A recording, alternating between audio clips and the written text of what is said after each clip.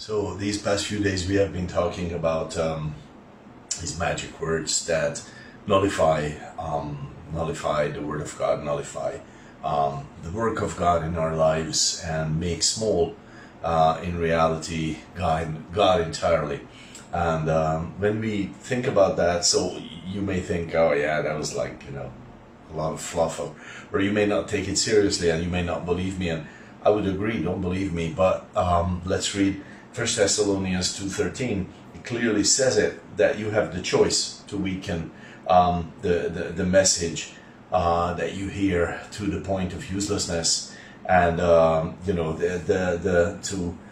to bring the Bible to complete incapacity, to make Christian life actually unlivable in your heart and mind.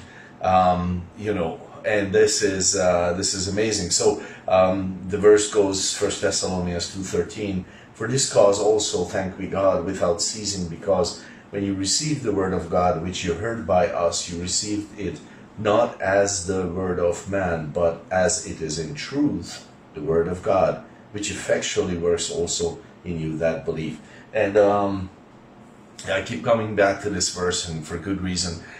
This says, you have taken it not as the word of men, but as it is indeed the word of God. So Paul here is saying that you have the great power to nullify the word of God, to make the word of God of zero effect through simply attributing it to people by saying, oh, this is Pastor so and so's opinion. This is cultural relic. It is just anything really. I don't know. Soul winning is just an old-time habit of those Christians, but now we know better because we're smarter. And then what you do is you nullify the word of God. You could say in your heart, I can say in my heart without shadow of a doubt, I can take these magic words and I can just put them on all the things that God has given me, and I can just and it becomes of non-effect. I can say, well, the church is just this and that pastor's controlling thing, it's not really God's will.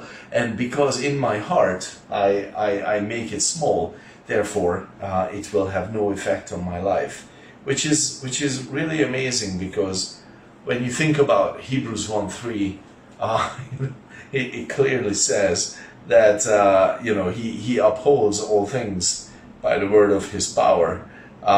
So that is the power of the word of God. And then what power does it have in my life? Nada, zilch, nothing.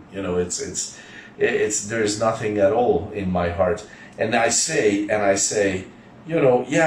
tried this Bible thing, but for me it just didn't work. But it's not about whether it worked or not. It could have worked. This verse clearly says it. Which effectually works also in you that believe. So if I believe the word of God, if I trust the word of God, and I trust that it is the word of God indeed, it is not Paul's word, it is not John's word, it is not, King David's words, it is not Moses' words, it is the word of God. It is not Pastor, Scheller's words, it is not, Billy Graham's words, it's not D.L. Moody's words, it's not Spurgeon's words. No, it's the word of God. Then it works effectively in my heart. If I am making it great in my heart, it will have beautiful work in my heart. But if I make it small by smearing some magical ointment on it, and like I just season it with some magic words that make it small and ridiculous and old-timey and useless, then in fact I can look at it and say, well, that's nothing. That's this church thing is nothing. This conference that I went to is nothing. this mission trip, it was nothing. The message I heard in the service, it was nothing. It wasn't for me. It's so easy to think that way and to say those things, and we need to be careful because so many things hunt for our faith. God bless your day.